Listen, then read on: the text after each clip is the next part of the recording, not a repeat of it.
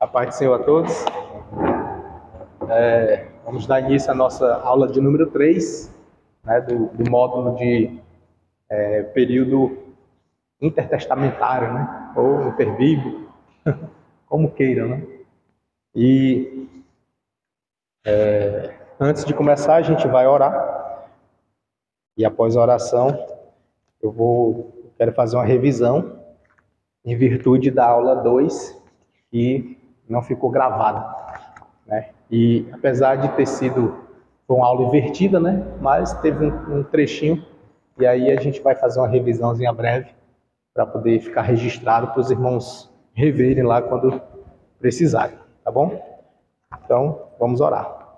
Quem precisa de oração? Em minha casa. Soberano Deus, Pai de infinita graça e misericórdia, obrigado, Senhor, por essa rica oportunidade que o Senhor nos dá, que o Senhor nos concede, de estar na Tua casa, na Tua presença, para aprender mais a Teu respeito. Obrigado, Senhor, por todos que já vieram. Obrigado, Pai, por aqueles que justificaram. E assim, meu Deus, eu te peço por aqueles que ainda não chegaram. Meu Deus, toma em Tuas mãos, motiva-os, anima-os, alegra-os, e que eles possam, Pai amado, cada vez mais estar envolvidos, Senhor, na Tua casa, na Tua obra, e sendo ricamente abençoados, aprendendo mais a Teu respeito, para que possam conduzir as suas vidas, Pai, de acordo com a Tua palavra. Meu Deus, esse é o nosso objetivo, Pai, é colocar a nossa vida regrada na Tua palavra, Pai. Pois nos ajuda, Deus, para que todo aprendizado que viermos adquirir, venhamos colocar em prática. E assim eu te peço, Senhor, que o Seu nome venha ser glorificado na nossa vida. Pai, abre o nosso entendimento para que possamos compreender a Tua palavra, Pai, as Escrituras Sagradas, através do Teu Espírito Santo. Assim eu te peço e já te agradeço em nome de Jesus. Amém? Graças a Deus. Aleluia. Glória a Deus. Meus amados, na aula passada, na aula de número 2, nós fizemos aqui uma aula invertida, né? E na aula invertida a gente distribuiu alguns temas, né, para alguns impérios para serem estudados, e foi dividido em dupla, né? E aí nessas duplas foi feito o sorteio, e o sorteio ia caindo cada tema, né? E o tema número 1 foi designado para uma dupla, o tema número 2 para outra. Salvo engano, foram 6 temas, né? E aí nós tivemos aí, foi dividido, e cada um ficou com um tema. E foi apresentado. Alguém lembra ainda de alguma coisa do tema que apresentou? Macabeus. Aí lembra, né? Que benção. Nós vamos dar uma revisadazinha, bem breve, para a gente passar para a aula de hoje, tá? Nessa revisão, inclusive eu até já botei aqui, já é da aula de hoje. Na revisão eu ia mexer aqui, mas eu vou tentar, caso seja possível. Vamos começar aqui pelo Império Medo-Persa, né? Só recapitulando, os irmãos já estão cansados de saber, a gente bate muito nessa tecla, mas na verdade é porque a divisão, ela se estende dentro de um período de impérios. Mas, por exemplo, nós fizemos um recorte desde o reino dividido, né? Do reino dividido, no reino do norte, nós tivemos ali 10 tribos de Israel que foram subjugadas por um império. Qual foi o império? A Síria, né? A Síria foi lá e subjugou. Aproximadamente em qual período? No ano 700, né? Aproximadamente pelo ano 700 antes de Cristo, tá? A Síria foi lá e subjugou. Após a subjugação da Síria sobre o reino do norte, sobre as 10 tribos de Israel, tivemos aí a invasão babilônica, né? por volta do ano 605 a.C. E essa invasão babilônica, ela se deu em qual reino? Norte ou sul? Sul. E na direção de qual rei? Nabucodonosor, né? Ali por volta do ano 605 a.C. Foram quantas levas? 3, né? Aproximadamente 605, depois 597, depois 585, né? Antes de Cristo, tá? Tudo aproximado, porque fica aquela... Aí, depois da invasão babilônica, houve a leva para o cativeiro babilônico. Durou aproximadamente quanto tempo esse cativeiro? 70 anos, né? Aproximado, porque a gente sabe que quando foi em 538 ou 39 antes de Cristo, o povo foi liberado, né? Foram libertos e permitido que eles retornassem à sua terra. Todavia, a sua terra natal era onde? Jerusalém. E lá em Jerusalém estava destruído, né? Os muros destruídos, o templo estava destruído, tudo tinha sido destruído. E com essa destruição, o povo, alguns voltaram, outros não. Qual a quantidade do povo que voltou a primeira vez? Quem lembra? Cerca de 50 mil. 50 mil pessoas, 50 mil judeus voltaram. E aí, foi na primeira, né?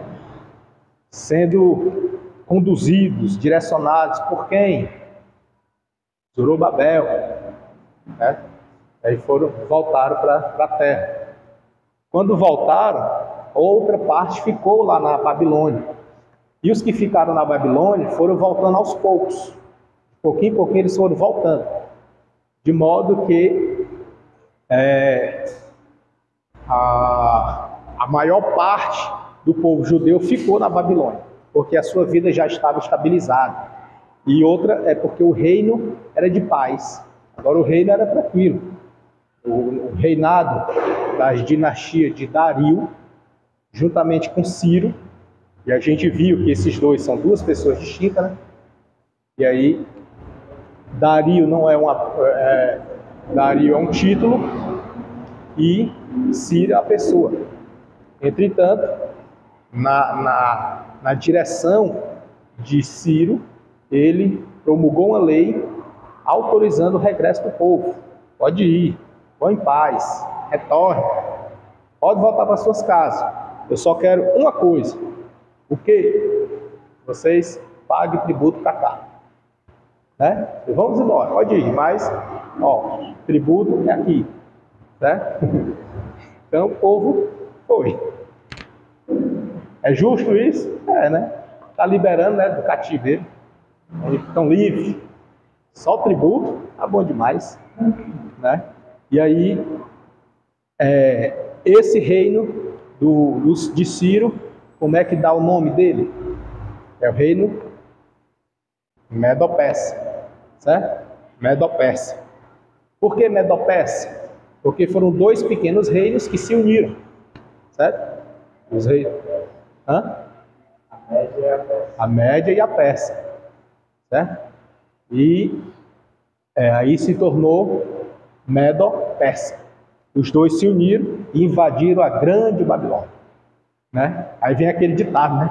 Caiu a grande Babilônia. Então, eles invadiram. Invadiram por onde? Pelo rio. Passaram pelo rio e chegaram exatamente na hora do banquete. Que banquete? Lá de Daniel, né? Daniel, capítulo 5, vai falar do banquete de Belsazar, né? Lembra? Tem um nome caldeu que deram para Daniel, que é parecido com Belsazar. Ó, sei que vocês não iam saber, aí afiado. Beltesazar, ou Beltesazar, ou Beltesazar, né? É o nome de Daniel, o nome caldeu. Só abrindo parênteses aqui, falando em caldeu, o nome caldeu, tem 3 amigos de Daniel que receberam também nomes caldeus. Quem lembra o nome? Pronto, esses três aí. Perfeito. Então, comumente se vê as pessoas falarem o nome caldeu, né?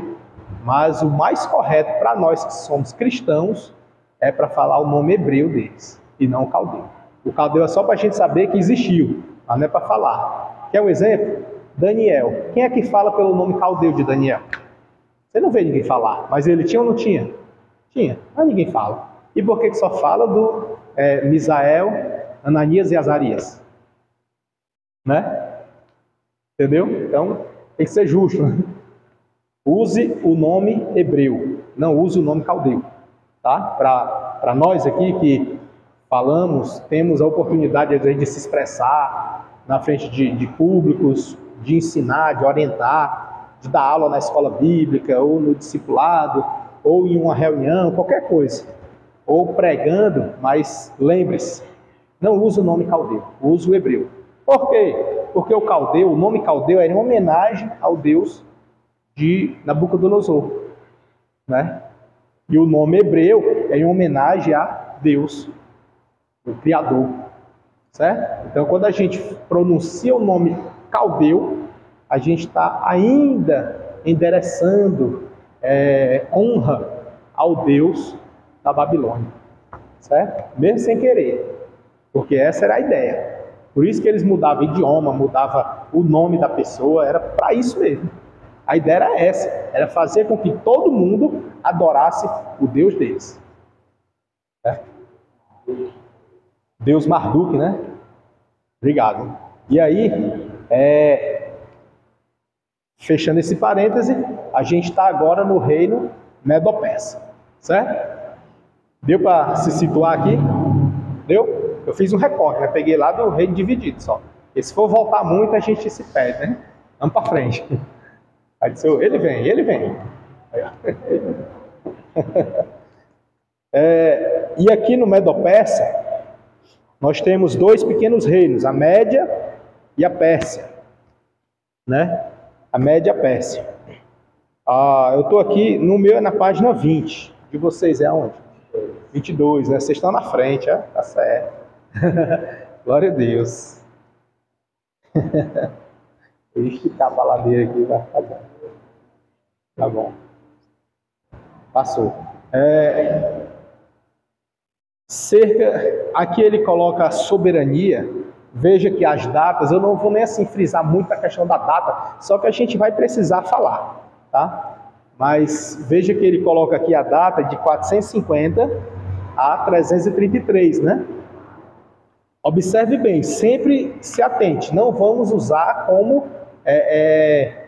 um vaticínio, né? Pegar a data, dizer assim, absoluta, está aqui, mas a gente vai sempre usar como parâmetro, para a gente se situar na história, tá? Então, assim, 450 não é o período que começa o domínio na Babilônia. 450 é o período onde ele considera o ápice do império, tá? O ápice. Por quê? Porque quando foi que a Babilônia foi tomada? Aproximadamente 535, 38, 39, né? Por ali, 38, 39, não é? Então, como é que o império é de 450? Se ele tomou a Babilônia em 538, 39. Entende? Então, assim, por isso que essas questões não é um solo firme para a gente pisar, não. E aqui, em algum, vai depender da fonte que você pegou. Por isso que aquela situação lá que a gente falou lá no começo, né, que a questão da organização sistemática do módulo, eu sou a favor de iniciar pela hermenêutica, porque ela vai ensinar você a buscar a fonte. E aí, a depender da fonte, ela vai usar o tempo como o ápice do império e outros vão usar da origem do império. Então, a depender de quem vai estar falando, por isso que existem essas questões de uma considera 400 anos de período intertestamentário, outros dizem que é 450, outros dizem que é 430. Por quê? Né? Porque tem um marco. Vai depender de onde ele começou, a contagem, né? Então, a depender disso, vai depender de quem? Da fonte. De quem buscou. O historiador, o arqueólogo, os livros de registros no contexto político, porque tem os impérios, então os impérios têm os seus registros, né? Então, assim, vai depender de quem buscou essa informação e transmitiu. Essa pessoa que buscou, examinou e transmitiu, ela vai ser a fonte. Então, nós, como estudiosos de teologia, precisamos ter muito cuidado de qual é a fonte que a gente está buscando a informação. Certo? Muito importante isso, mas muito mesmo. Porque por um deslize de nada, a depender da fonte que você buscou, você pode ser taxado como herege. Certo? E aí nem a ideia sua, foi a informação que você pegou. Não foi você que deu a ideia, você viu num livro, viu em um registro, viu numa Bíblia, viu no rodapé, viu na revista da EBD. Sim, estou indo além, né? Aí você viu e falou. Aí alguém vai lhe taxar. Fulano é... Só você apenas não teve o cuidado de examinar. Então, saiba quem é a fonte. A fonte precisa ser confiável, tá? Aí, é por isso que... Tem às vezes a gente fala, por exemplo, na época que eu fiz o curso, aí tinha um professor que ele é muito conceituado. E aí quando eu ia falar alguma coisa assim, que era diferente, para os irmãos ouvirem, aí quem foi que falou isso? Aí foi meu professor. A minha fonte era o professor, né? Aí, e ele tirou isso da onde? Não sei, ele que disse. Jogar a culpa no professor, né? Assim, tipo, a minha fonte era o professor, agora onde ele tirou, não sei. Aí tinha que perguntar a ele, professor, onde foi que o senhor viu isso aí? Né? Então é muito importante, tá? Por isso que, vez por outra, eu uso o quê? O Wycliffe, é o dicionário bíblico que foi construído, elaborado por vários teólogos, arqueólogos e historiadores. Pessoas norte-americanas, né, obviamente. Só que muito respaldadas. É como se fosse a Septuaginta, né? Septuaginta foi por eruditos judeus, rabinos, respaldados. Aí construíram o quê? A Septuaginta, que é a tradução do hebraico para o grego. E aí essa tradução tornou-se base para muitas outras. Muitas. Claro que não para os escritos judaicos, né? Os judaicos, eles ficaram assim. Mas o judaizante, ele tem isso com ele, né? Entre eles existe isso. Então, assim, nem toda escritura para eles é válida. Então, eles não aprovaram muito a Septuaginta. Já para nós, ela é de grande valia. Vale demais para nós. Entendeu? Mas foi construído por quem? Por rabinos, eruditos. Aí, quem não acredita nela, vai para a origem, lá para a raiz. Por exemplo, vai dizer o quê? Eu não acredito nela por quê? Por que não acredita? Aí vai dizer assim, os críticos, né? Porque quem foi que mandou? Vai dizer, foi um rei egípcio.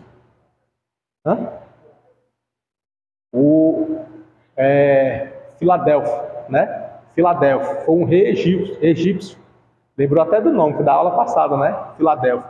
E aí, como foi um rei egípcio, os que não acreditam, ou seja, os céticos, eles dizem que talvez, quem garante que esse rei não interferiu? Tipo assim, olha, aonde estiver falando isso, diga isso.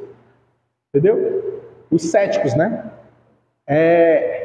Eu tiro a razão dele? Não. Mas isso pode ser absoluto?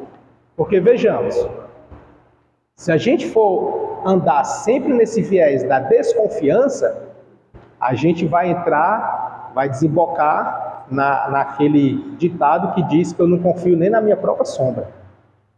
Entendeu? Não tem um ditado assim, pessoal? Eu não confio nem na minha própria sombra. Então, você vai viver infeliz. Porque a sombra é sua, está ali, você está vendo, mas ainda não confia. Né? Vai ver frustrado, vai ver infeliz. Então, uma pessoa dessa, assim, ela não vai aproveitar as coisas boas da vida. E uma delas é seguir em paz, viver bem, alegre. Então, ela não vai conseguir. Então, para a gente não entrar por essa linha, que é uma linha assim muito delicada, a gente prefere dar o crédito, acreditar, pedir orientação de Deus e seguir. Porque se for verdade, aí você olha, o que é que eu perdi com isso? Se eu estiver acreditando em algo, aliás, se for mentira, o que é que eu perdi em acreditar? E se for verdade, você só ganhou. Entende? Então, nesse contexto, a gente acredita que os rabinos que escreveram a Septuaginta foram honestos. Tá? A gente parte dessa premissa, de que eles foram honestos ao texto sagrado. Se eles foram honestos, sem vício, sem influência, sem adulteração, tá ótimo, vamos seguir. E aí, pega-se da Septuaginta e traduz as outras Bíblias, né? Aí vai para o latim, vai para o alemão, vai para o francês, vai para o inglês, chegando até a gente, português. Tá certo? Então, tudo isso é com base na fonte, no original, no mais antigo. E qual é? A Septuaginta. Tá? Então, nesse mesmo sentido, o que acontece? Vem ali no Medo-Pérsia o reinado, o império, né, que segundo essa fonte, é de 450 a 333. Não volto mais aqui, né? Tá? Dá para entender isso aqui? O Império tomou a Babilônia em 538, aproximadamente ali. Mas aqui diz que é 450 em diante, então vamos seguir. Aí depende da fonte. Aí, Medo-Pérsia tomou a Babilônia, seguiu. Dos Medo-Persas, eles tinham alguns na liderança, como ele traz aqui. Ele traz o Artaxerxes. Xerxes são os nomes que duraram décadas nesse reinado.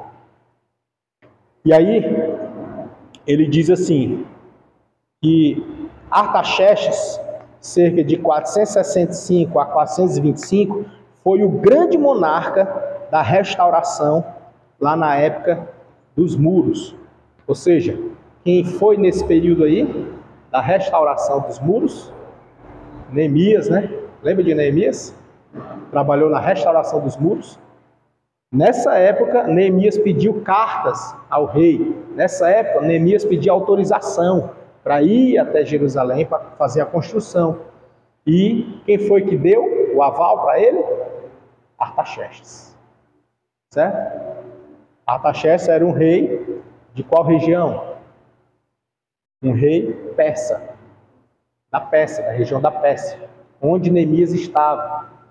Entende? Aí começa a linkar a história, né? A gente vê uma história que a gente está falando aqui da Babilônia, de repente a gente fala dos Medo-Persas, e dele a gente já chega em Artaxerxes, chegando em Neemias, recebendo recursos, autorização para ir lá em Jerusalém e reconstruir os muros da cidade. Percebe como a história tem um caminho, né? Aí volta, exatamente. Né? Então vamos aqui. Aí, no governo de Artaxerxes, Artaxerxes era um título. E aí, o nome dele, ele traz aqui como Longimanus. Esse Longimanus era o rei, Artaxerxes era título, assim como Dario é título, nós vamos já ver a linhagem, as descendências de Dario, dentre outros. Depois vamos chegar nesse ponto. Aí, Longimanus, o Artaxerxes Longimanus, no período dele aconteceram algumas coisas. Por exemplo, nessa época, teve uma revolta contra a Pérsia, do Egito contra a Pérsia, e a Pérsia perdeu para o Egito, nesse período.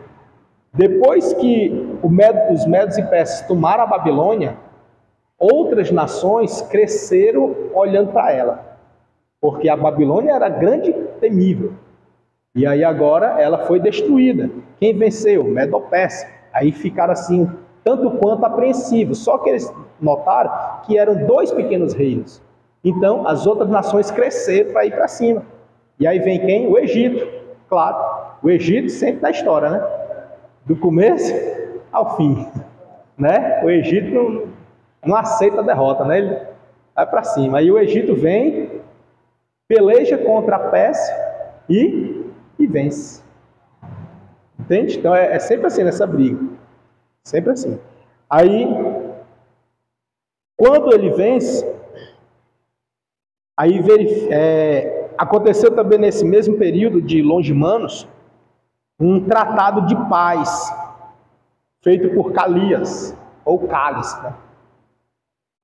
449, pelo qual Chipre, que é uma regiãozinha que a gente vai ver no Novo Testamento, Chipre retorna à Pérsia, e as colônias gregas da Ásia Menor alcançaram sua liberdade. Ou seja, o que estava sob o domínio de Longimanus, com a derrota para o Egito, algumas regiões foram liberadas. Algumas regiões tiveram um período de paz com esse tratado, o Tratado de Calios. Também, nesse mesmo período de Longimanus, ocorreu a divisão do Mediterrâneo entre a Pérsia e a Grécia. Também, nesse mesmo período, houve a rebelião da Síria, né, que causou sérios transtornos ao Império. Mas Longimanus pacificou tudo. E aí vem o declínio da Pérsia. No declínio da Pérsia, ele ocorreu mediante o Império Assírio, que ele sucedeu a Babilônia, né? Ele vai dizer aqui que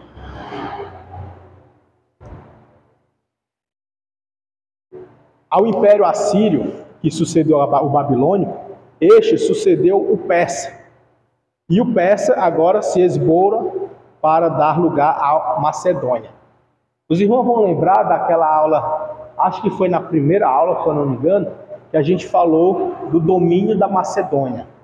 E aí a gente falou de Alexandre e falamos de Filipe, salvo engano, falamos de Filipe, não foi? Alexandre e Filipe, lá na primeira aula. Essa parte aqui é exatamente o que ele está fazendo assim, ele está pegando um fato que aconteceu em determinado tempo e já está narrando outro que aconteceu lá na frente. É por isso que dá esse choquezinho. Mas observe bem, o declínio da Pérsia, ele faz a introdução.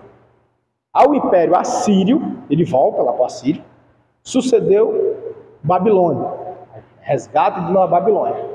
Perceba que a gente volta no tempo, né? Parece que repete as coisas, mas veja bem, a este Império da Babilônia sucedeu o Medo-Pérsia. Está fazendo de novo a linha do tempo, né? Agora que o Medo-Persa e a Pérsia agora se esboroa para dar lugar ao Macedônia.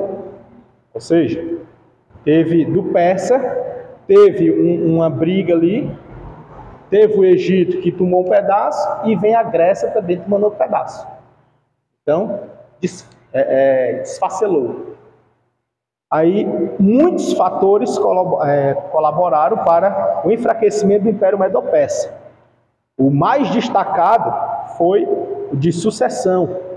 Ou seja, como os Medo-Persas eles estavam naquela questão de passar de pai para filho, o pai era forte, mas o filho não conseguiu dar continuidade.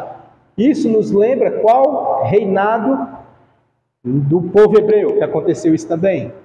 Davi. Davi, ó, foi um bom rei.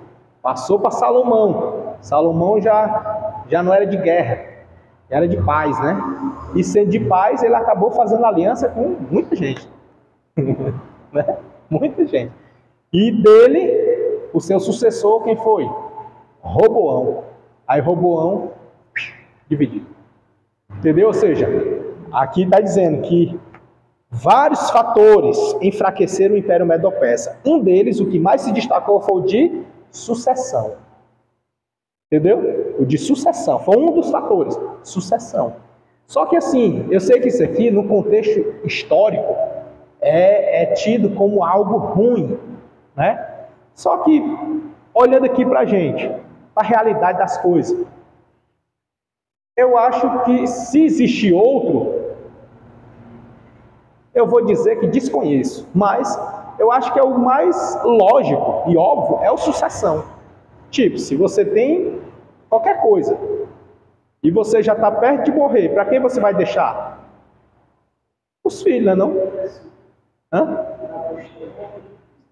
Dá para o estranho. Hoje em dia, com a renovação aí do novo Código Civil brasileiro, é que estão permitindo, criando artigos para permitir passar a herança para cachorro. Mas isso é hoje, agora. Nessa época não existia isso aqui, não. Né?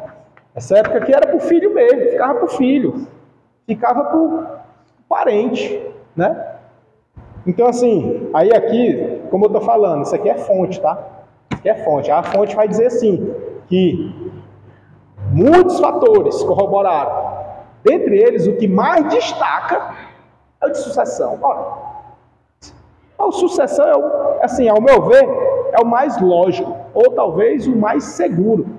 Se acontecer o desfacelamento, aí se a pessoa não teve preparo, não soube cuidar, mas não é porque foi de sucessão, entende? Foi a pessoa que não soube administrar, não soube gerir. Dá para entender essa diferença? Porque aqui ele está dizendo que o problema aqui é porque era de sucessão. Não exatamente. Entendeu? Não exatamente. Nós vamos já ver um que não foi, né? Enfim, aí, tirando aqui, considerando aqui o que ele falou, né? Que é a culpa maior foi porque é de sucessão. Aí vem quem? Xerxes, segundo, reinou cerca de 45 anos e foi sucedido por Notos, né? Dario é o que? O título, né? Aí por Notos. No governo de Notos, verificaram-se sublevações em diversas satrapias. Né? O que é isso? É que observaram-se no governo de Notos. Perceba que a gente já está em outro, né? Ele falou de Xerxes II, aí já pulou para Notos, ou seja, já passou 45 anos, já estamos em Notos. De Notos, esse foi sucedido, né? O Xerxes II foi sucedido por Notos.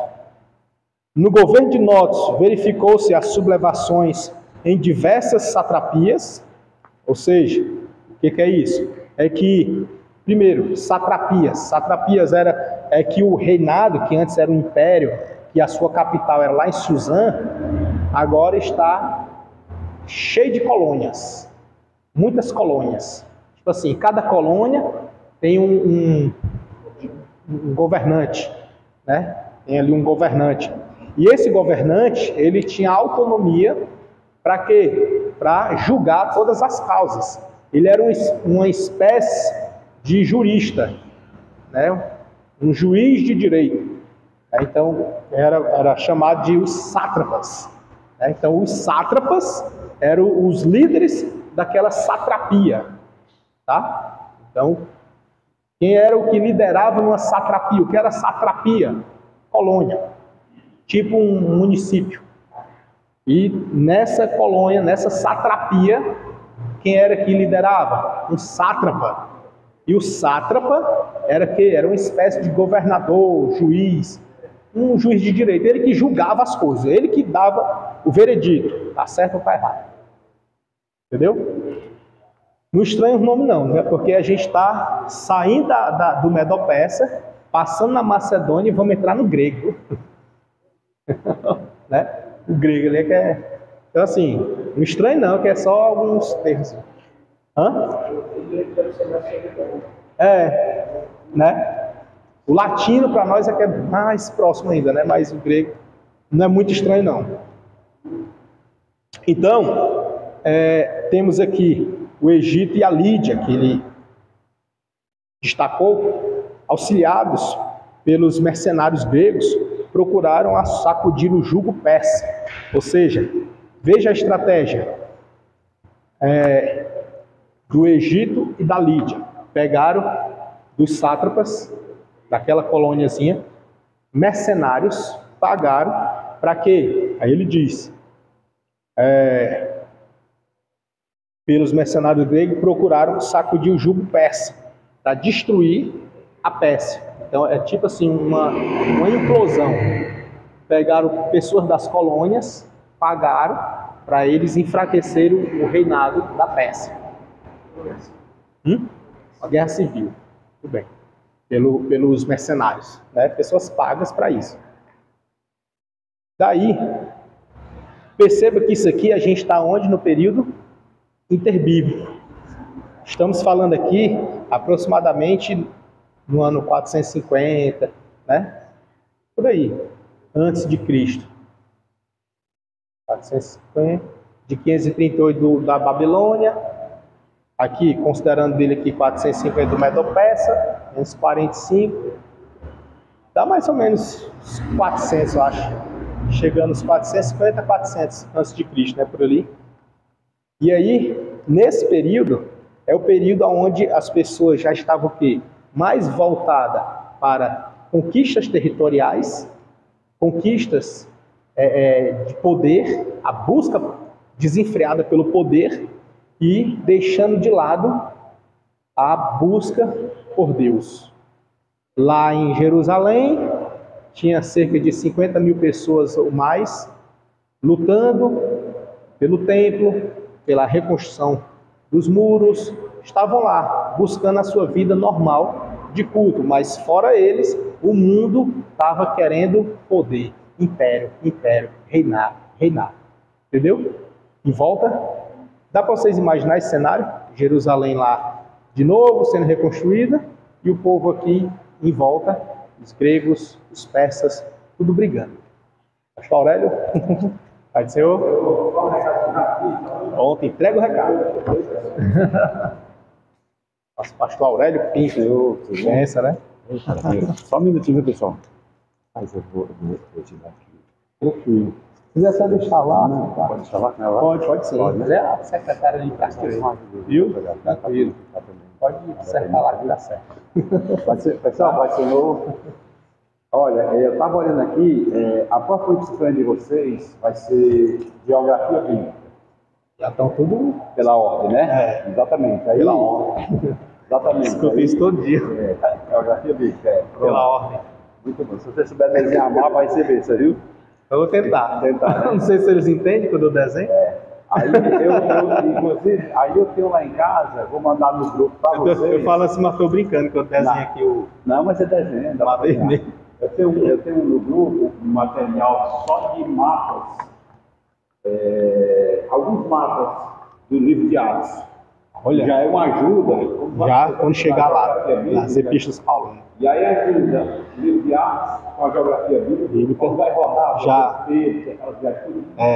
Aí eu estou só terminando. Assim que eu terminar, eu jogo no grupo. É bem-vindo, né? É bem-vindo. É bem-vindo, olha. Aí, semana que vem, eu não vou estar aqui, porque eu estou viajando, viu? E acho que é dia 12, né? A gente até combinou aqui, não foi? Para não ter aula, né? Para não ter aula. Pronto, fica despreocupado. Fica despreocupado, muito bem. A gente combinou já. Nós combinamos. É o dia feriado nacional. É feriado nacional.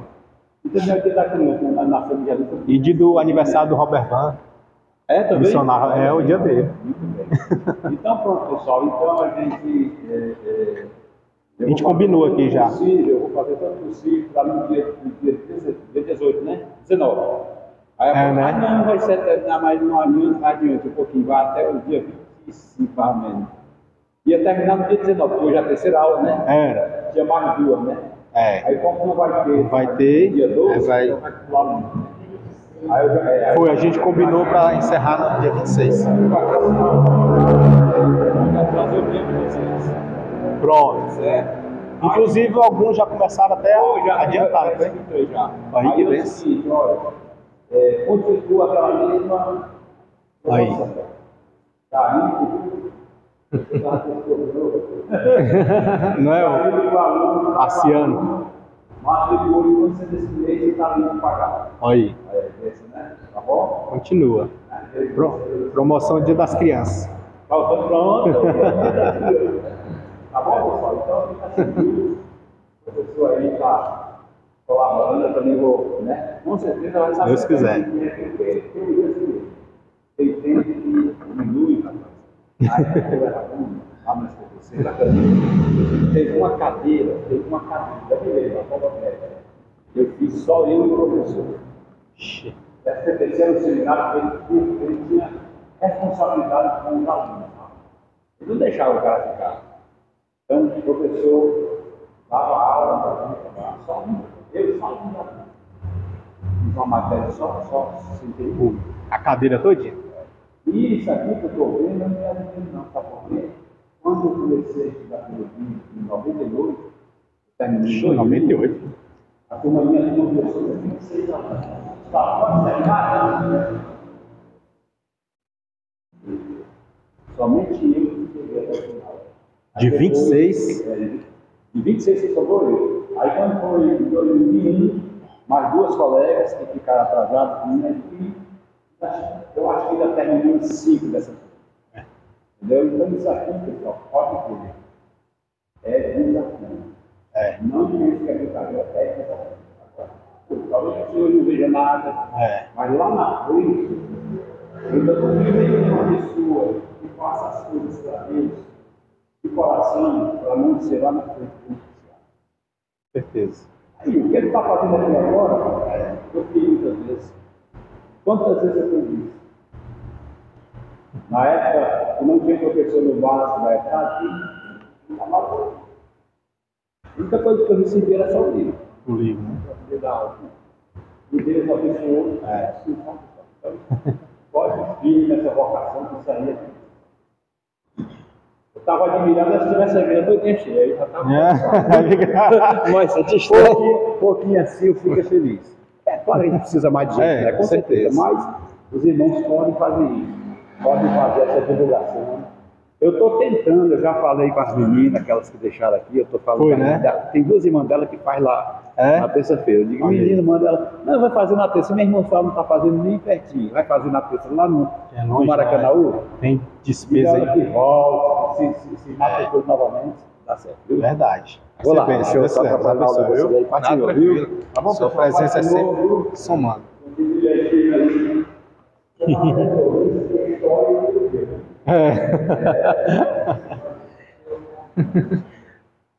Glória a Deus. Então é isso. Aí no caso, a Pérsia, ela agora está fragilizada, né? Como império, está fragilizada. E ela, na sua fragilidade, ela não tem mais como ela se sustentar. Por quê? Porque veio uma investida dos gregos para tentar enfraquecer o império e destruir. Tem o Egito, que também estava querendo botar a mão, e aí começa a se dividir. Já começou de uma divisão, né? E termina também em divisão. Ou seja, começa, digamos, começa errado, termina errado, né? E aí ela é toda desfacelada. Chegando aqui, auxiliados pelos mercenários gregos, procuraram sacudir o jugo persa. Sendo assim, infeliz, Atenas tentou livrar-se dos persas, mas fracassando na investida sobre Cilícia, voltou a acomodarem-se às pretensões de seus antigos exatores, Atenas violou o Tratado de Paz de Calias, lembra aquele tratado que foi feito lá? Teria a orgulhosa capital da Hélada, prosseguido em suas arrancadas, né? Porque está bem juntinho, eu ia dizer amarraduras, arrancadas para libertar-se dos persas. Se um fator ciúme entre Atenas e Esparta, lembra dos espartanos? Não viesse transtornar seus planos. Resulta dessa rivalidade enfraquecimento, o que oferece oportunidade ao inimigo para reinar. Desse modo, a Pérsia mantém seus domínios no ocidente. Artaxerxes II, favorito do pai, e Ciro, protegido por sua mãe, disputavam o trono. Quando Artaxerxes estava na cerimônia de sua coroação, Ciro atentou-lhe a vida após fracassado golpe. Ou seja, esse é um golpe de irmão com irmão, né? Dá para entender? O golpe, Ciro ia dar um golpe em Artaxerxes. Ciro, à frente, com 10 mil gregos, marchou contra os exércitos de seu irmão, morreu em combate e seus mercenários derrotados recuaram. Foi assinada a paz de Antálcides, 387 a.C. Olha onde nós já estamos, né? Já entramos lá pelo meio, 387 a.C. Aí vem um sucessor, Ocos, subiu ao trono. O Egito foi subjugado. Sidom rebelou-se contra a Pérsia, mas foi destruída completamente. Aí agora vem uma mudança da história. Aparece após a queda de Sidom. Os irmãos lembram? Aqui a gente já está começando, arranhando algumas regiões que iremos ver lá no Evangelho, no Novo Testamento. Lembra? Região de Tiro e Sidom. Aqui a gente já começa a ver, a brotar.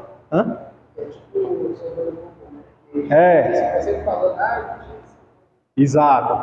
Aí Sodoma e Gomorra, muito bem lembrado, né? São duas regiões que foram tomadas pelas trevas, né? Mas Deus levou salvação para aquela região. Apesar de ter escapado poucos, mas a salvação chegou, né? Porque só vai quem quer. E aí a gente está vendo aqui brotar quem? Sidom. Está brotando. Quando você começar a ler os evangelhos, depois do período interbíblico, você vai começar a ver assim, a clarear. Essa clarear. É muito bom. Aí vem Sidom, aparece o rei Sidom, né? Um rei muito poderoso no ocidente. Perceba que ele é de qual região? Do ocidente. Até então, a gente estava falando de coisas acontecidas no oriente. Aí agora surge um vindo do lado de cá, o ocidente. Certo? O ocidente é o nosso lado, viu? Aqui a gente vai começar a entrar para o lado da Europa. Até então a gente está lá na Mesopotâmia. A gente ainda vai passar pela Macedônia ainda, algumas coisinhas, mas já vamos vir para cá já. Europa, aí vem. Só não chega na América, né? para ali, né?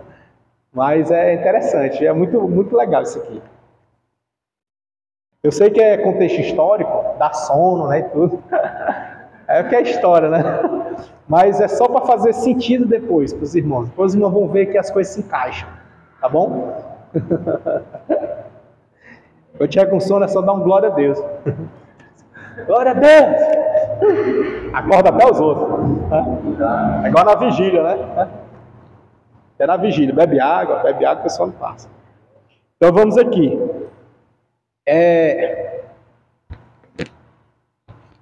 Lá em Sidom, aparece após a queda de Sidom, um rei muito poderoso no ocidente. Aí aqui no ocidente, quem é esse rei poderoso que aparece? É o fraco, hein? É o fraco? Filipe da Macedônia. Eu não queria apagar isso aqui, não. Mas, olha aí na Bíblia, não sei se a Bíblia de você vai mostrar no mapa lá, a região do Império de Alexandre, ou da Grécia, o grego, parece o Império Grego, né? Macedônia. Me situa aí, por gentileza, está próximo a quem, perto de quem? Me fazer um riscado ali. Vai pegar. Aí tá virado, né? É assim. Olha, bem coloridinho, bonito aqui, ó. Vê aqui. Praça.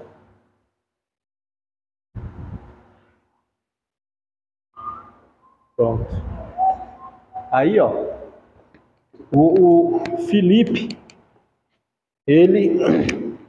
não vou desenhar não, vou fazer só assim. Filipe, ele conquistou tipo isso aqui. Filipe, né? Conquistou tipo isso aqui. Aí, depois dele, veio quem? Assim, veio Filipe, né? E aí, ele tem um filho. Aí, o filho dele é o Alexandre, conhecido como o Grande. O nome dele é o quê? Magno. Alexandre Magno, o Grande, né? Aí, Alexandre conquista tipo isso aqui, ó. Né? Só para os irmãos terem uma noção do que é a magnitude aí, certo? Filipe, vou botar aqui, Filipe, né? Filipe, e aqui, Alexandre. E detalhe, viu? Jovem. Né? Jovem, viu? Quando era valente, né? Era de guerra mesmo, parece. Era, que começou, né? Morreu com 33. Foi muito curto, muito. Parece que ele já no berço já tava brigando, já. Sai do meio, sai do meio. Né? Já tava assim, né? Deu a espada. Começou a cortar logo em casa, né? Eu acho. É brincadeira, viu? Aí vem aqui, Ocos, assustado, mandou um exército a defender Trácia, mais ou menos em 340 a.C. Olha, estamos chegando, né? Apesar dos esforços persas, Filipe se fortalecia e ganhava terreno. Ao fechar os olhos, Ocos, Filipe já dominava o Ocidente. É rápido, né? Seu sucessor, Dario, 336 a.C., presenciou fatos desagradáveis aos persas. Dario, o Codomano, assistiu aos funerais das glórias e tradições de seu povo. Com Filipe, os macedônios cresceram sempre, até culminar nas estrondosas conquistas de Alexandre.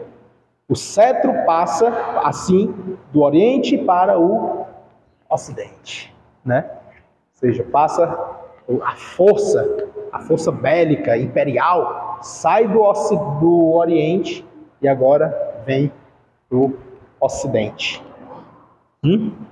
com a Grécia. Aí a Grécia foi tão forte, irmãos, tão forte, que ó, nós estamos em qual ano? 2024. Isso aqui foi mais ou menos quando? 340, né? 336, aproximadamente aí. E antes de Cristo, mas até hoje, ainda se fala de Alexandre o Grande, ainda se fala da Biblioteca de Alexandria, ainda se fala dos livros que foram editados nessa época, ainda se fala da cultura dessa época, ainda se fala das invenções, de tudo. Por exemplo, grandes filósofos, matemáticos, físicos. Foi muita gente assim que dessa época. Tudo dessa época aqui. Por exemplo, os socráticos dessa época, os aristocráticos dessa época. Fala-se ou não fala-se desse povo? na escola e na faculdade. Por aí você tira como foi forte o negócio. Imagina mais próximo lá, né? O negócio foi forte assim, foi... Ora, olha a dimensão. A dimensão de poder, né? Filipe era aqui. Alexandre, ó, dominou o mundo. O mundo. Boa sucessão. Pronto, era aqui. Exato. Boa sucessão. É aqui. Obrigado por ter lembrado, viu? Era aqui. Sucessão, né? Tipo assim, a depender da fonte, ele joga a culpa na sucessão, né? Só que não é de sucessão. Por que eu faço questão de dizer isso que não é de sucessão? Porque a nossa linha de raciocínio bíblica, cristã, ela é sucessória. Ela é sucessória. Por exemplo, Deus tem um plano. Enviou quem para executar? O Filho. E implantou na humanidade uma regra, a qual, sem ela, ninguém consegue sequer agradar a Deus. Qual é a regra? É falar com Deus em nome de quem? Do Filho. Entendeu? Se não for o nome dele, aí não. Ou vai? Vai não. Entendeu? Não poderia falar direto com o pai, né? Mas ele botou o Filho. Bom, fala. É por ele, viu? Se não for por ele, entendeu? Eu aponto pro chão assim porque é considerando Deus aqui em cima e enviando o Filho na terra, né? Isso que eu aponto para baixo aqui. Tem que explicar, né? Porque senão... É errado, tá diferente. Então, assim, para a gente entender que é sucessório. Deus manda os pais ensinar os filhos. Ensinar o quê? A palavra. Para quê? Para que depois de muitos dias ele não se desvie. Né? E esses filhos ensinem quem? Os seus filhos. É ou não é sucessório? Então a ideia sucessória é de Deus. De Deus. Deus manda a gente cuidar bem da onde? Nossa casa. É ou não é? Até o obreiro, ele precisa governar bem aonde? Em casa. Se ele conseguir governar a própria casa, como ele vai querer agir na obra do Senhor? Entende? Não é o quê? Sucessório. Aí a depender da fonte, tem fonte que faz essas coisas, assim, né? Bota em destaque. Diz que ele, viu que ele fala aqui, ó, que foram muitos fatores, mas o mais destacado foi o sucessório. Oh, peraí, né? Poderia falar outra coisa, né? Mas isso aqui não, porque o sucessório é tipo, faz parte do plano divino. Entendeu? O sucessório faz parte do plano divino. Então, por isso que a gente tem que ter os cuidados, né? Porque, como eu falei, por causa de uma palavra que você pega de alguém, não é nem sua, a pessoa taxa você.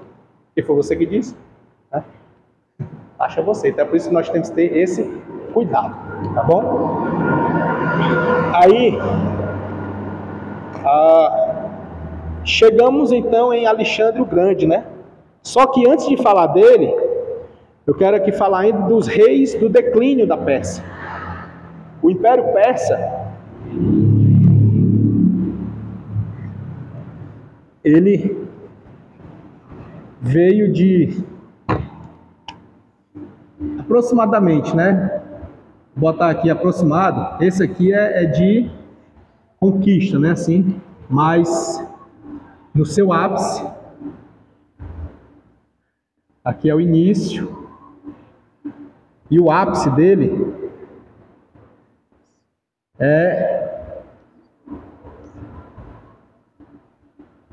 vou botar aqui,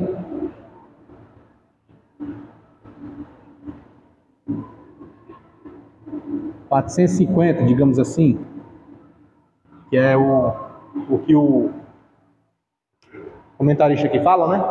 450. Só que isso vai depender da fonte, tá? Depende da fonte. Porque há quem diga que o ápice dele, o apogeu, foi quando ele conquistou a Babilônia. Que quem era a potência mundial na época era Babilônia. Então, quando ele conquista a Babilônia, é como se fosse assim o troféu de ouro dele, né? Depois daí é só administrar. Entendeu? Então, assim, há quem diga que aqui seja o ápice e há quem diga que aqui seja o ápice. Então, vai depender da fonte, né?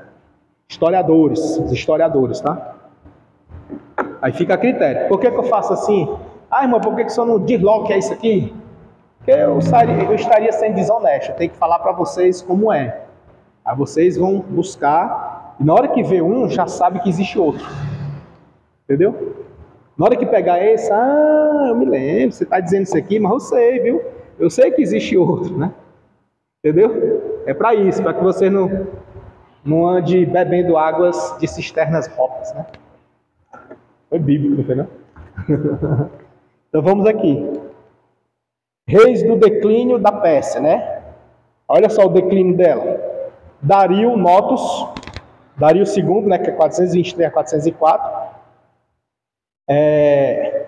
Olha onde começou, lá onde a gente estava falando, né, dos sátrapas. Lembra daquele começo? Artaxerxes II, 404 a 539. Ele deu uma invertida aqui, é o contrário, né? 539 a 404. Né? Vocês estão acompanhando? Tá?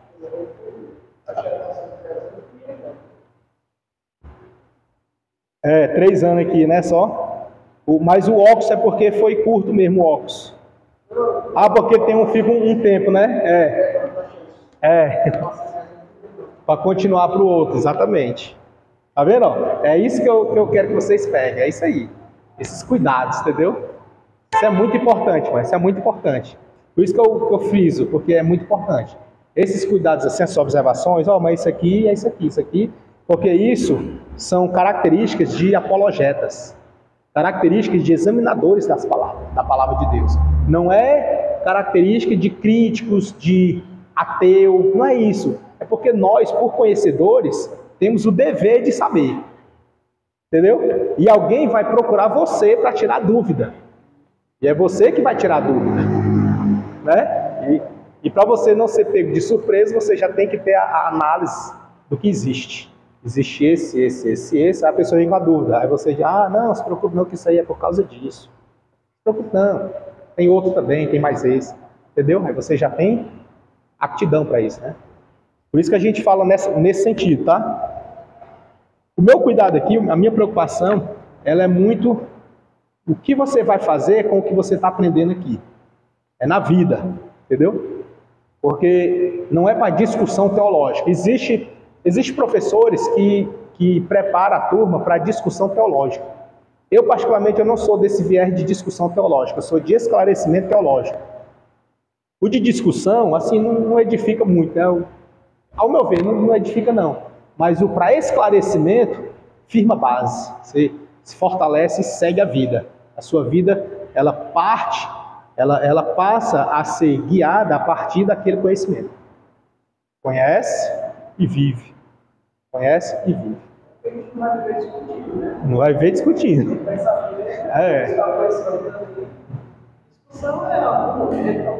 Exato. Vez por outra, né?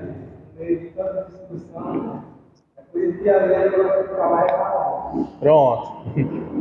Eu também não sou muito de discutir, não. Eu gosto de esclarecer. Uma vez no evangelismo, na evangelização, uma pessoa chegou para mim, aí falou assim, olha, eu não entendo esses crentes, eu não entendo. Fala de Jesus, isso aqui eu não entendo. Aí eu disse assim, o senhor não entende porque o senhor não compreende ou não entende porque não aceita? Porque se o senhor não entender por não compreender, eu estou disposto a lhe ajudar. Mas se o senhor quiser discutir, aí eu fico calado, né? Né? E assim, ele está todo... não, eu também não gosto não, mas existe, né? Existe os que gostam, né? Tem uns que, não me aquieto enquanto eu conheço um que é próximo da gente, que eu não vou nem dizer o nome, que ele ficou incomodado com o argumento que o irmão falou. Aí ele, rapaz, eu não aceito. Aí ele teve uma discussão prévia. Nessa discussão prévia, ele parece que veio se sentindo derrotado, sabe? Aí ele esperou dias, comprou um presente, ajeitou tudo, marcou um dia e foi lá no irmão. Entendeu? Foi lá para poder voltar no assunto e, tipo assim... Né? Então assim, tem gente assim, sabe? Mas enfim, né? Deixa quieto. Então vamos aqui. Aí, nesse exame, tudo bem, 339, né, digamos assim, a 335, teve o Ocos, Arces, e depois Dario III, que é o Codomano. 335 a 331. Perceba, irmãos, que agora são períodos curtos, né? Não é curtinho agora? Até 331, né? Que 331, findou-se o Império Persa, acaba, encerra, com quem? Com quem? Com quem? Com o Codomano, só que derrotado por quem? Alexandre o Grande. Alexandre o Grande foi o autor de acabar o Império Persa. Tá? Encerra. Aí ali tá tipo assim, no apogeu do grego. Império Grego, né? Certo? Vão já. Então, estamos chegando para lá, ó. 331, né? 331 é 400 anos de história, mano. É muita coisa. É porque assim, foi o último. Foi quem o último? Nós vimos a aula passada, né? Quem ficou com os romanos? Quem foi? Bianca, né? Ela e a irmã Valdinha. O último foi o romano. Entendeu? A gente já está aqui no grego, ó. Do grego. A irmã ainda tem anotado aquela relaçãozinha que eu falei. Eu trouxe a Bíblia aqui, mas só para usar as anotações. Como é que está aí a anotação da irmã? Dos impérios. Primeiro, segundo, terceiro, quarto. Né? Tem aquela... Acho que é isso aí. Veio aí. Qual é? Diz aí. Não? Não, né? Que tá aqui, ó. Ó, só para recapitular, ó. O primeiro império a oprimir Israel. O Egito. Pronto. Segundo império, Assírio. Perfeito. Ao terceiro império. Pronto. O quarto, Medo-Persa. Perfeito. O quinto, o grego, né? Que aí é nesse que a gente está. Então, começamos aqui, 331, grego. Aí o sexto, Roma. Que o sexto, ele foi o sexto e sétimo. Certo? Em dois momentos. Roma, né? Aí, isso, o sétimo. E o grego foi o quinto e o oitavo. Pronto, é aqui. Né? É nesse sentido. Aí, nós estamos no grego. O grego, no seu primeiro momento. No momento quinto, né? E depois ele vai ser no oitavo. Esse oitavo é porque foi assim. Teve as intervenções, né? Teve as ascensões dos impérios. O ápice do império, depois vem outro, derruba, aí considera esse. Aí esse, volta o que perdeu, volta de novo. É assim. Porque existia o quê? Que até hoje se fala, existia a chamada dos espiões, né? Dos olheiros, dos que eram infiltrados, para descobrir alguma coisa e entregar. Né? Foi assim que o povo de Israel, numa briga que eles estavam, aí eles mataram um porque não soube falar a palavra cibolete, né? Diga cibolé. Falou chibolé, aí tu faz espada no pescoço. Era. Não permite. Entendeu como é? Porque aí você fala, mas que maldade, né? É porque eles entendiam o quê? Que ele não era de lá. Ele estava infiltrado, ele era espião. Estava lá para querer levar alguma fraqueza para o reino dele para vir tomar e derrubar a gente. Então, para evitar a matança da comunidade inteira, mata só ele e acaba a história. Aí, só que o teste é que é cruel, né? Diga cibolete. Chibolé. Porra. Pupo. É ligeiro. Então, assim, é meio cruel, mas era necessário, né? Era necessário. Aí, nesse período, a gente percebe o início do grego, né? Os principais acontecimentos espirituais sobre os judeus, sobre o regime persa, foi que, nessa época, a idolatria foi destruída, né? Lembra que começou a questão da idolatria ser destruída lá na Babilônia. Começou lá. Só que ela ganhou força no período persa. Por quê? Porque no período persa foi um reinado de paz. E o povo teve a liberdade de voltar para a sua terra consolado. E aí o massacre da subjugação do Império Babilônico sobre eles serviu de lição. Cerca de 70 anos em cativeiro serviu de aprendizado. Então eles foram trabalhados. Deus arrancou deles, né? Na dor mesmo, foi na dor. Arrancou deles o apego pela idolatria. E aí eles voltaram para a sua terra com o único propósito de buscar a Deus, apesar de estarem desmotivados, né? Porque o templo de Salomão era o templo sagrado, era o primeiro, né? E agora está destruído, saqueado, tudo derrubado. Então, assim, realmente foi difícil, não foi fácil não. Mas Deus deu ânimo para o povo e o povo começou a trabalhar. E aí reconstruíram o segundo templo, que era lá de Ageu 2:9, né?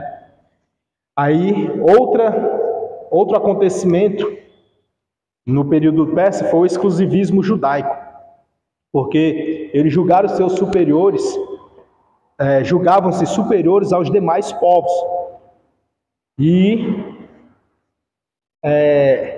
nesse contexto aqui, de se julgar superior aos demais povos, isso você pode dizer assim, mas isso não é ruim? É ruim agora na era cristã, para nós aqui, mas lá para eles era bom. Por quê? Porque os outros povos estavam incutindo as suas religiões sobre eles. Entendeu? Era misturado. Eles aderiram à adoração a Mamon, a adoração ao Marduk, adoração ao aquele do ventre de Moloque, entendeu? A vários deuses. E aí agora eles estavam exclusivismos no judaico. Somente a religião judaica, somente o servir a Deus através da lei mosaica, né? Inclusive a gente vai já chegar nela. Não, é só quando tiver beirando aqui começa ela, da lei mosaica. Mas eles já estavam voltados mais para essa questão doutrinária do que mesmo pagã. Entendeu? Então eles aderiram ali à questão do judaísmo. O exclusivismo do judaísmo. Era exclusivo. Era só essa. E nada mais. E isso durou, viu? Foi muito forte, que na verdade é até hoje. Nunca mais eles se misturaram. Começou aqui do período persa, né? Nunca mais o judeu se misturou com outra religião, somente o judaísmo. Tá vendo, né? Essa época aqui foi a época que foi o divisor de águas para a história da humanidade, né? Porque até mesmo com Jesus chegando, eles estavam tão presos no judaísmo que esqueceram de Jesus. Entendeu? Né? Assim o negócio. Acho que é o trauma que ficou, né? Trauma, talvez, não sei, mas eles se fecharam mesmo. Se fecharam. Eles passaram e esqueceram, né? Eles viram Jesus como um blasfemo, né? Um falso profeta, blasfemo, entendeu? Eles viram Jesus assim, por isso que não aceitaram Jesus, deixaram lá de lado. Mas isso fica lá para os evangelhos. Aqui a gente está vendo só brotando, só surgindo assim. Por quê, né? A raiz, né? O início, certo? Por isso que eu digo que isso aqui é onde vai fazer sentido lá no novo. Começa a fazer sentido, você vê as coisas e vê. Então tá aqui começa, né? Começou aonde? Lá ainda no domínio persa. A lei mosaica, ela passa a ser o que? Observada, né? Lembra com Neemias, aí Esdras levanta o povo para ouvir a lei, né? A lei ela foi lida, quando foi descoberta, né? E tudo aí foi lida. uma leitura extensa, cerca de 6 da manhã até meio-dia. E o povo, né, em pé, caladinho, ouvindo. E não pense que era um galpão grandão, assim, um ginásio, climatizado. Não era não, viu? Era a céu aberto. E o povo, ó, ouvindo a leitura da lei. Né? É interessante, viu? Assim, é algo que aí pronto, eles abraçaram, aí ficou, aplacaram a lei, a valorização da lei mosaica. Tá? E essa lei, quais eram os livros que continha nela? A lei, quando fala a lei, foi aberto o livro da lei. Exato, a Torá, que é o quê? O cânon sagrado, o cânon não, o Pentateuco. Certo? É o Pentateuco. E aí, a lei, quando fala assim, a lei é ela, tá? É o Pentateuco, é os 5 para nós aqui. Tá bom? Vamos falar assim? Aí vem também a questão do culto público. Lembra que lá na Babilônia eles começaram a fazer cultos em sinagogas, né? Ele começou a sinagoga, foi lá, e aí ganhou força no período persa, e eles agora estavam fazendo culto público. O que é o culto público? É que agora eles aceitavam outras pessoas participarem. Porque antes era só quem? Só os integrantes das tribos. Somente quem era da tribo que podia participar. Agora não, fazia culto público.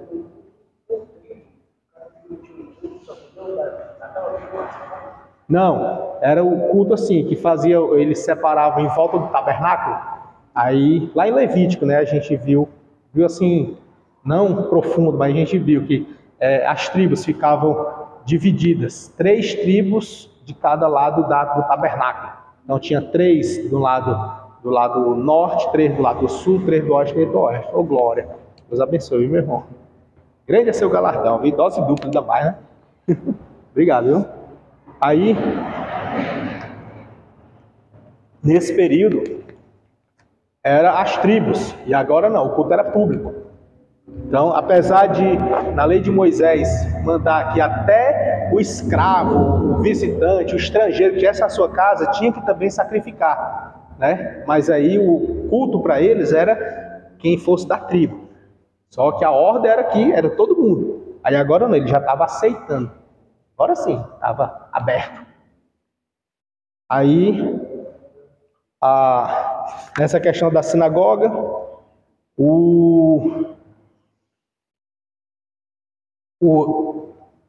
a esperança deles quanto ao Messias voltou, porque até então eles não tinham ainda gerido essa ideia de que viria um Salvador. Eles só tinham em mente a questão de Moisés. Moisés, perdemos o nosso líder e agora ficamos sem ninguém. Tipo isso, a ideia ainda no coração, né? Aí eles tinham quem? Davi, como sendo nosso rei eterno. Davi. E aí também havia acabado. E agora é como se estivesse renascendo, como se estivesse brotando novamente aquela esperança de que a vida não é só isso. De que vai vir alguém, vai vir um libertador, vai vir um resgatador, vai vir um rei dos reis, o nosso rei supremo, entendeu? Aí vai vir quem? É o Messias que vai vir. Né?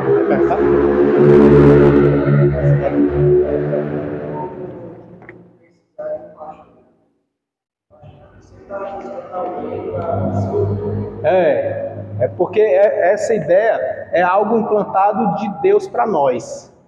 Porque a gente sente falta. Perceba que se você sozinho fosse governar, for conduzir a sua vida no culto racional individual, exclusivo, só você em casa, você vai sentir falta de algo. Entendeu? É algo colocado por Deus. Eu costumo dizer que isso está atrelado à fé natural. Porque através da fé natural é que nós temos esse desejo, necessidade de algo a mais. E esse algo a mais precisa ser satisfatório.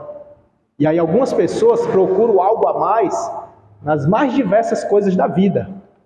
E só que se elas forem para lá, vai continuar um vazio. Então, algo a mais tem que ser alguém que preenche. E quem é que preenche o nosso ser? Jesus, né? Entendeu? Então aí, nesse preenchimento, a gente vai buscar quem possa nos orientar a encontrar Jesus. E aí são as pessoas que Deus levanta. Aí Deus levanta, assim como ele levantava profeta antigamente, aí ele levanta pessoas hoje. E no caso aqui, para nós, temos os pastores, né?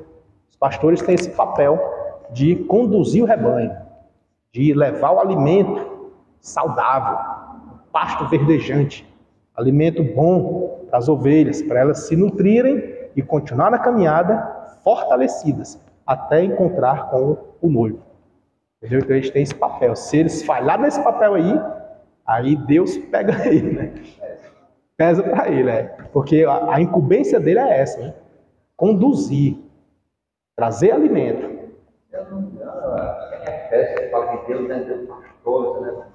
Efésios 4:11, né? E ele mesmo deu uns para pastores, profetas, apóstolos, doutores e mestres, né? Até o professor é instituído por Deus.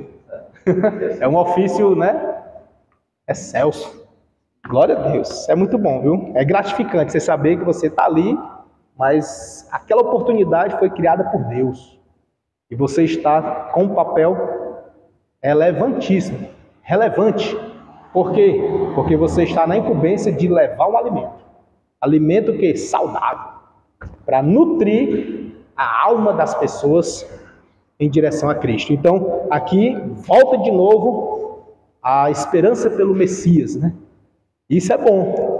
Isso aqui, irmãos, assim, dá um pano para manga para muita coisa aqui, né? Dá uma pregação muito boa isso aqui. Porque a esperança pelo Messias, claro que, vou falar uma coisa aqui, mas é no sentido, ó, existe a esperança pelo o Messias, que é no caso aqui, né? E existe a esperança por Cristo. Entendeu? E é diferente. Porque aqui era pelo Messias, sim. Estava certo ou errado? Certo. Tá, nós estamos antes ou depois de Cristo? Antes. Aqui, né? Antes. Tá certo. Tá certo. Tá ou não tá? Tá. Aí ele começou a brotar. Agora observe naquela nossa velha visão panorâmica. É ou não é Deus já trabalhando? Porque vejam que os 70 anos de cativeiro, ó, passou. O povo agora já estava mais consciente, já estava tipo assim, mais maduro na fé. Já tinha deixado de lado a idolatria, né? Já tinha deixado de lado os apegos terrenos. Estava voltando agora para o templo, buscar a Deus, a religião, né? Religião assim, no caso, era só a hebreia, judaica, né? Deixou as pagãs, ficou só na judaica, apesar de que para nós a judaica também não é lá essas coisas, né? Mas para eles era a judaica, e dela a leitura da lei, a valorização da lei, da Bíblia. Então isso é algo assim estrondoso que a gente percebe que é o controle de Deus, é Deus controlando no domínio, Deus está no controle de tudo. E aí nesse período, ó, já estamos bem próximos, 330 e pouco, né? 331 antes de Cristo.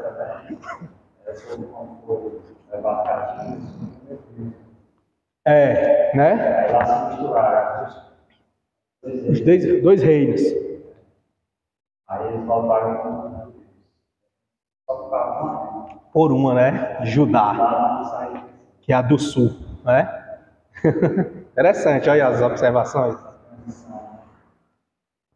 Tipo assim, foi preciso passar na prova para se unirem e voltarem. Aí quando volta só um, né? O povo judeu. Até hoje, judeu, até hoje. E é de onde vem o Messias. Legal, né? Tá vendo como se encaixa, né, as coisas? É muito lindo isso. Glória a Deus, bem observado, viu? Então aqui Vem a questão da doutrina, né? Os judeus não são e nem foram influenciados pelos caldeus e persas. Ele fala assim, nem são e nem foram influenciados. Essa questão aqui de ser influenciado, ele fala porque agora eles já estão libertos, mas lá eles foram. Inclusive, nem todos voltaram, né? Só uma parte que voltou, os outros ficaram lá. Quem ficou lá, talvez estivesse influenciado, né? Talvez. Mas, pela paz, não, aqui tá bom. Que é a zona de conforto, né? Estava na zona de conforto. Aí, no cativeiro, Daniel prega a ressurreição. Após o cativeiro, o grande avivamento de Esdras e Neemias sobre eles. Aí vem os costumes, né? Apesar da insistência babilônica, os jovens hebreus continuaram puros e respeitosos às suas tradições, né? A educação religiosa foi preservada graças à atuação dos escribas. Somente a habitação, roupas, etc. sofreu algumas modificações, mas em geral os costumes e tradições foram mantidos. E a língua, né? Os judeus lá na Babilônia, aos poucos foram perdendo o contato com a língua original, que era o hebraico. Deus abençoe, viu? Não esquece de ver o vídeo lá depois. Aí, nos dias de Neemias e Esdras, eram necessárias pessoas hábeis para transmitir a mensagem da palavra de Deus. Nos dias do Novo Testamento, Jesus leu a palavra em hebraico e interpretou-a usando o linguajar nativo da Palestina, que era o aramaico. Então, o aramaico foi implantado no meio do povo judeu. Agora a gente já começa a falar judeu, né? Antes a gente falava só o povo hebreu, né? Agora aqui do persa, à frente aqui, a gente começa a falar do povo judeu. Ali foi implantado exatamente nesse período persa. Foi um dos dialetos que eles adquiriram lá. Perceba que a cabeça deles devia estar confusa, né? Eles eram hebreus, falavam hebraico. Foram para a Síria, aprenderam o idioma assírico. Desceram para a Babilônia, aprendeu o caldeu. E agora estava com medo-persa, falando em aramaico. Né? É cruel, não é não? Mas aprenderam. Aprenderam. E aí, agora, claro que gerações, né? Obviamente. Aí agora, desembocando na Grécia, aprendendo grego. Aí Jesus lá, né, quando chegar lá, vocês vão ver melhor, mas Jesus falou também esses idiomas, né? Até porque era uma língua que se usava na época. O grego, o hebraico e o aramaico. E ainda se arranhava o latim. Também arranhava-se no latim. Aí, e assim, encerra aqui o Medo-Persa, né? Aí vem para os gregos macedônicos. A do grego, eu já dei aqui uma pincelada, porque o grego se resume aqui mais no Filipe e Alexandre, o Grande, e depois vem para a divisão dos reinos, né? Nessa questão de Alexandre, ele morreu na idade de 33 anos e acredita-se que foi no ano 333, se não me engano. Acho que ele até menciona aqui também. Aí, depois os irmãos se encontrarem com precisão e me mostram, tá?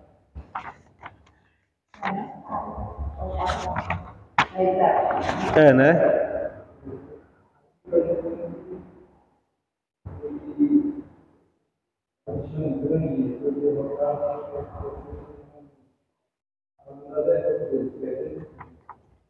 $330, né? A derrota? Pronto.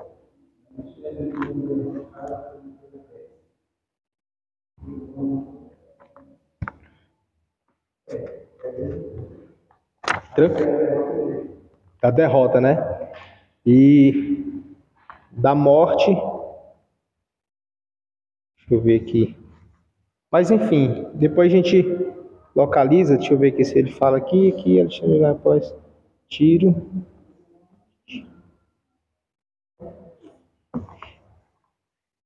É até importante a gente mencionar um pouco daqui, por quê? Porque vai falar também lá de Tiro, né? Lembra que a gente falou de Sidom? Aí aqui já começa na questão de Tiro. Por exemplo, no meu é no 29, página 29. A de vocês da onde?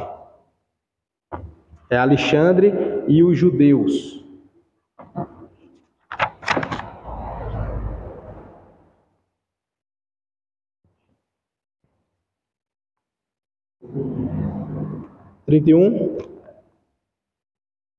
Pronto, aí Alexandre e os judeus, né?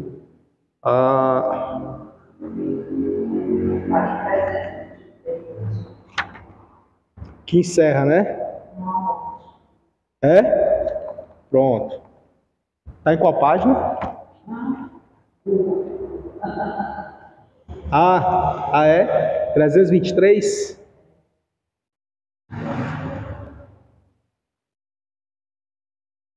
A gente segura essa daí até a gente encontrar outra, né? Mas talvez seja. Porque aquilo que eu falei depende muito da fonte, sabe? Principalmente se falar aí do Wikipedia, né? Que você pode alterar, você pode ir lá e mexer.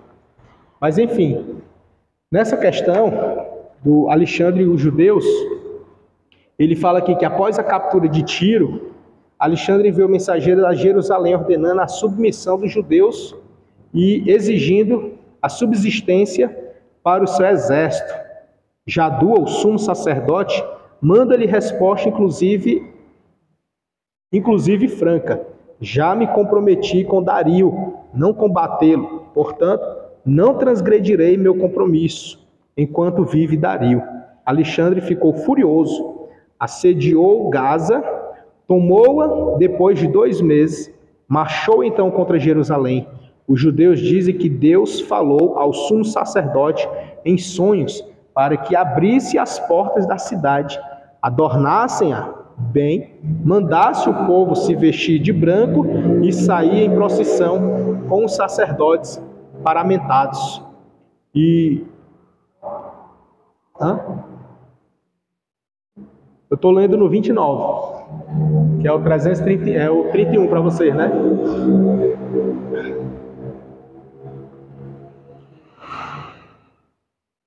O sumo sacerdote, com suas vestes especiais e mitra na cabeça, quando Alexandre entrava na cidade, ficou profundamente impressionado com a cena e abaixou sua cabeça em sinal de adoração. Questionado por seus soldados o porquê fazer aquilo, respondeu: o que vejo é o cumprimento de uma visão que tivera Macedônia. Acabou de entrar na cidade e foi oferecer sacrifício ao Senhor. Confirmou todos os privilégios que os judeus obtiveram dos persas, principalmente a isenção de imposto durante o ano sabático. Ou seja, Deus falou com Alexandre o Grande através de um gesto do povo. O sumo sacerdote convocou o povo, se vestiu de branco e saiu em procissão na rua. Quando Alexandre e o seu exército veio, que viu aquela situação, por isso que a gente tem que ver, Quando ele viu aquela situação, ele se prostrou e adorou.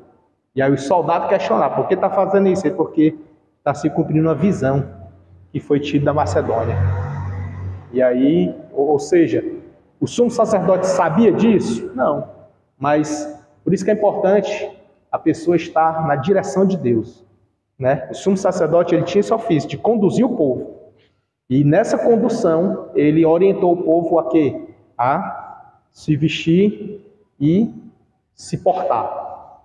Por isso que hoje a gente zela muito por isso. O líder, principalmente o líder na igreja, ele precisa ter esse pulso de orientar o povo a se vestir e a se portar. Esses dois, porque isso fala e fala. O Alexandre o Grande, veja que ele não era qualquer pessoa, Alexandre o Grande e o seu exército foi ministrado por Deus com essa atitude, na vestimenta e na conduta.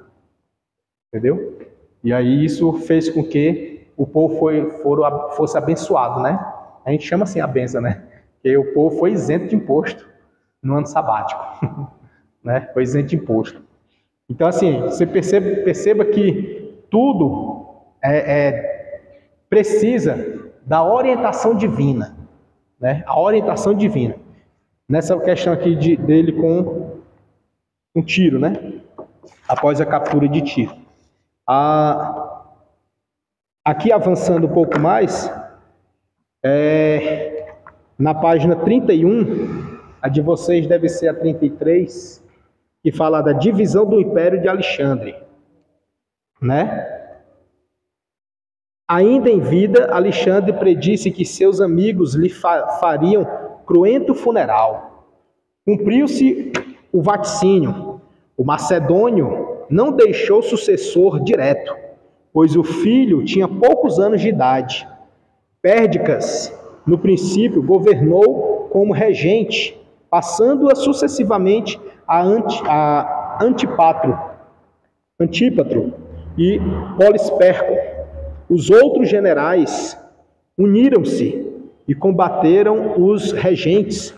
Com as lutas veio a divisão e com esta a debilidade do grande império de Alexandre. Cassandro, após a morte de seu pai, Antípatro, reinou na Europa. Ptolomeu dominou o Egito. Antíoco na Ásia. Seleuco na Babilônia e Lisíaco na Trácia. Guarde esses nomes, tá? Esses nomes aqui são importantes lá na frente. Você vai ver uma divisão. Eu posso até perguntar, Alexandre o Grande deixou sucessor ou não? Não. Por quê? Porque o filho dele tinha pouca idade. Aí ele só tinha esse filho e era criança. Aí os seus generais se uniram contra os regentes e veio a divisão. Momento histórico aqui. E a divisão, ela se deu de que forma? Cassandro, depois da morte do pai, reinou a Europa. Aí você liga aqui Cassandro com a Europa.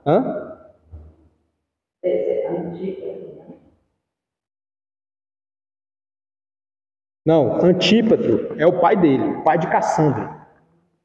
Cassandro ficou com a Europa, Ptolomeu ficou com o Egito, Antíoco ficou com a Ásia, Seleuco foi para a Babilônia, e Lisíaco na Trácia.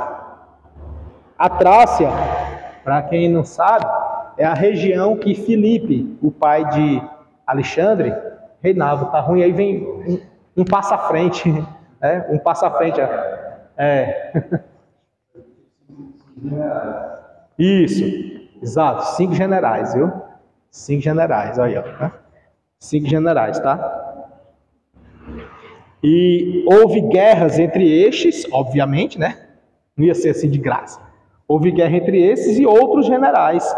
Alguns deles morreram e o império ficou assim dividido. Ou seja, aquela multidão, aquele territóriozão gigantesco, dividiu-se para 5, né? Só que tiveram outros também, que foi brigando, e que vençam o melhor. Certo? E essa briga era por quê? Sempre, por poder. Poder. Por quê? Quem conseguisse conquistar o maior pedaço de terra ia subjugar os moradores. E os moradores iam trabalhar e pagar imposto. Para quem? O general. Entendeu? Então, quem conquistasse ia receber o imposto. Pague para mim. É para pagar para mim, não é para pagar para ninguém, não. Ah, mas o Egito é que manda aqui. O Egito não manda em nada. Pode mandar para mim. Entendeu? E aí, daquele grupinho ali, ele ia levantar os soldados, né? Ia fazer o seu exército. Certo? É nesse sentido. É muito lógico, né? As coisas.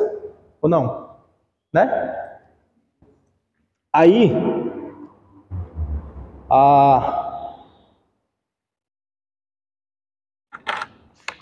Deixa eu ver aqui. Quanto tempo durou, né, o reinado dele de Alexandre, né? 12 anos. Certo? Perguntas assim chaves, né? 12 anos durou o reinado dele. Foi curto, né? Dá quase 3 mandatos aqui, nosso, né? Hã? Mas assim, comparando com outros reinos, é curtinho, né? E tudo isso, viu? Assim, é impressionante, é isso. Foi tão pouco tempo, mas ele conquistou o mundo. Assim, a gente fala o mundo porque fosse de expressão, mas foi muito grande o território dele. Muito grande. Eu acho que se estivesse nessa Bíblia que eu tenho aqui, o reinado da Grécia. O Império grego, tá aqui. Império grego, ó. Esse de vermelho aqui, ó. Aqui. Esse aqui de vermelho, ó. É muito grande, né? Olha o tamanho dos outros impérios. Por exemplo, aqui, esse aqui é da Babilônia. Olha a Babilônia. Era grande Babilônia, né? Considerada grande. Aí vem aqui, ó, o grego e olha, a mesma região, ó. Aqui é o Mar Vermelho, isso aqui, ó. Aqui é o Mar Vermelho. Aqui vem para o Egito. E aqui é do rio Eufrates e o Tigre. A Mesopotâmia aqui. E aqui é a Mesopotâmia. Ou seja, a Babilônia é aqui dentro. Né? A Babilônia é aqui dentro. Olha a diferença, né? Ou seja, ele conquistou o Egito, a Síria, a Mesopotâmia aqui, que é a Babilônia, né? Veio para cá, que é aqui a Trácia para cá. Aliás, aí ele vem para cá, para Macedônia, a Trácia, bem aqui, da Trácia. Essa parte aqui já é chegando para a Europa. Essa daqui já é chegando para a Europa. Já é chegando para a Europa. Aqui já é para a Europa já. Então assim, onde Paulo, exatamente. Isso. Né? Já chega para o Novo Testamento, né? Já vai preparando. Já vai? Assim.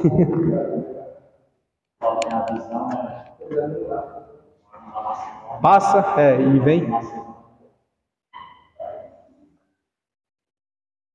Muito legal, né? Começa a se comunicar já com o Novo Testamento, né? Começa a se comunicar. Aí, vê os outros impérios, né? Que ele fala aqui dos egípcios, os Ptolomeus. Lá daqui de Alexandre o Grande, que é o Império Grego. Os 5 generais. Vamos tentar falar o nome deles? Pode pescar, né? Só pra gente... Caçando.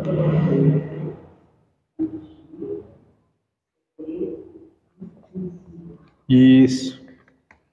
São nomes não comuns, mas...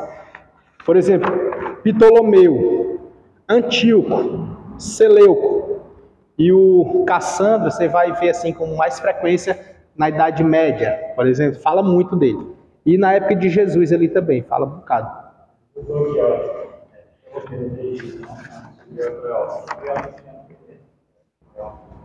Do Cleópatra, né? Essa época é porque assim, o Egito ele teve 2 momentos, né?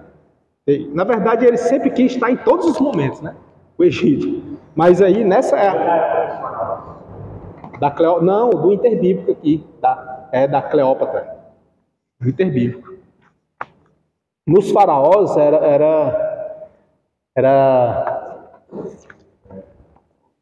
tem um nomezinho deles. É parecido assim com Artaxerxes. Tinha outro nome para eles. Na época dos faraós. Eu já lembro. A gente só lembra quando não quer, né? Quando não quer mais, aí vem. Eu já lembro.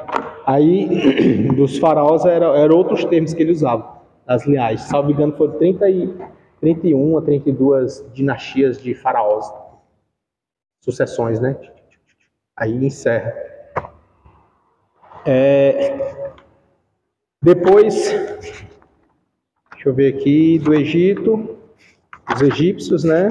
Ptolomeu, Filadélfo. A gente falou do Filadélfo, né? Que foi que convocou os 72 eruditos, rabinos, para fazer a tradução do hebraico para o grego, fazer a Septuaginta, foi o Filadélfio.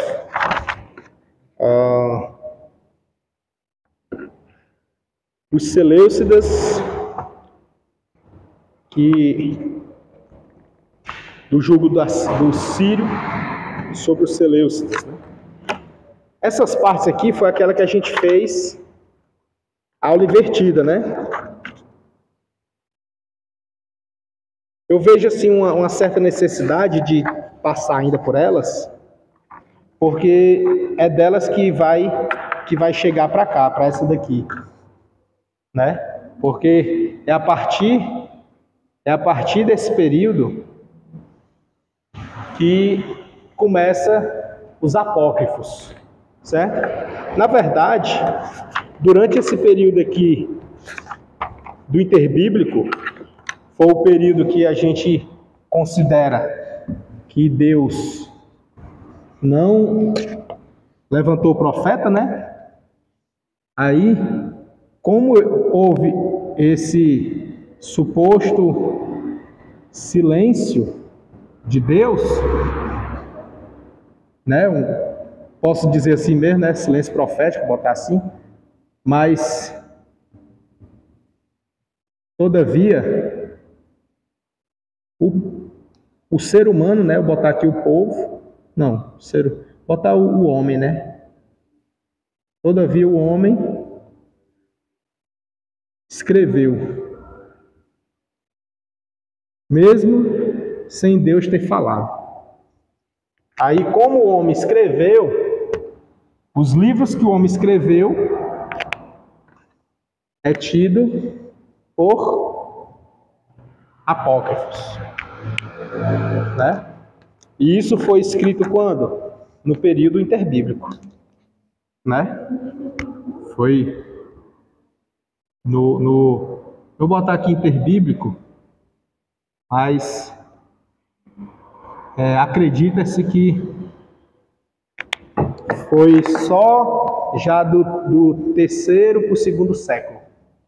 Não foi no período todo. Já foi ali 300 e pouco, 200 e pouco, para chegar em Cristo. Aí começa-se a criação dos apócrifos, né? E essa criação dos apócrifos, eu vou dar continuidade na próxima aula dela, que o nosso tempo já voou, mas nessa criação dos apócrifos, a gente vai aprender que para uns é apócrifos, para outros não. Igual hoje se fala de o que é heresia para uns, é doutrina para outros. E se ensina numa igreja como doutrina, em outra diz, isso aí mesmo isso é heresia, né?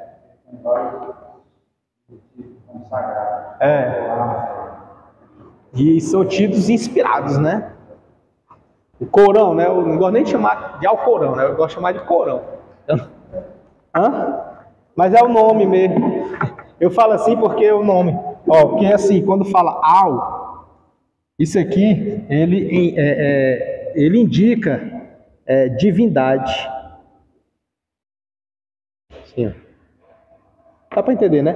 Indica divindade, E o nome está dizendo assim, que o Corão é divino. Só que eu tenho que ele não é divino. Então, como ele não é divino, sai isso aqui e fica só o Corão. É como dizer a Bíblia Sagrada, né? Bíblia Sagrada. Por que sagrada? Porque é divina, né? Se não for divina, aí ficava só Bíblia. E o que é Bíblia? Conjunto de livros. Tirou o sagrado, entendeu? Deus, né? É por isso que eu não falo Alcorão, falo Corão. Para eles é Alcorão. Para mim é Corão. Por quê? Porque não é divino. Para mim, sim, não é divino, né? Mas o cristianismo não entende como divino, realmente. Trabalhar, né? Já vão também, ó, tá batendo. Tá, meus irmãos? Algumas dúvidas? Todas? Pode encerrar aí, né?